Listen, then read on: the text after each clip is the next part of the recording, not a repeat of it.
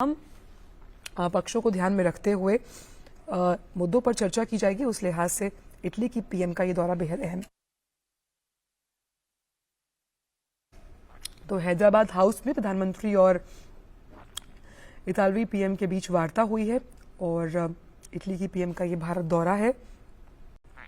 हमने देखा कि ये जो दौरा है वो क्योंकि रायसीना डायलॉग में उनका उद्घाटन सत्र में वो मुख्य अतिथि हैं, उस लिहाज से ये जो दौरा है वो अपने आप में बेहद अहम है।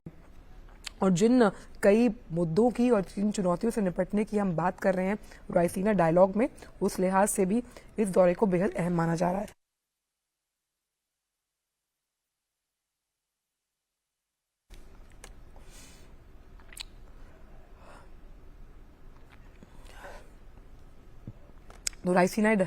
तो रायसीना डायलॉग में जिस चुनौतियों का जिक्र किया जा रहा है, जिसमें विकसित और विकासशील देश खासतौर पर जिस खाद्य सुरक्षा और फूड सिक्योरिटी इश्यूज से जूझ रहे हैं, उनके साथ कैसे एकमत होकर चर्चा की जाएगी, उस लिहाज से ये जो दौरा है वो बेहद अहम है। किस तरह से ग्लोबल साउथ को आवाज देने की कोशिश है, जिसमें खास तौर पर पूरा विश्व जो है वो भारत की तरफ देख रहा है, उस लिहाज से भी रायसीना डायलॉग बेहद अहम है, जिसमें जो इटली की प्रधानमंत्री हैं वो उद्घाटन सत्र की मुख्य अतिथि होंगी। और जिस तरह से रायसीना संवाद 2023 का अगर जिक्र किया जाए तो उसका विषय है उकसावा, अनिश्चितता, अशांति, आंधी में प्रकाश स्तंभ, यानी कि किस तरह से जो इस वक्त वर्ल्ड ऑर्डर चल रहा है, जहां पर हम रूस यूक्रेन की युद्ध की भी बात करते हैं, उस लिहाज से भी ये दौरा बेहद अहम है। और इस रायसीना डायलॉग पर सभी की नजर रहेगी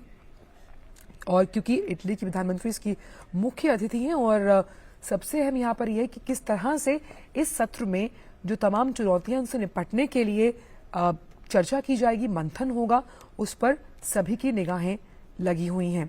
तो इसी बैठक में मुख्य अतिथि के तौर पर वो शामिल होंगी। तो 2 मार्च को यानी कि इस संवाद का शुभारंभ किया जाएगा और इटली की प्रधानमंत्री इसी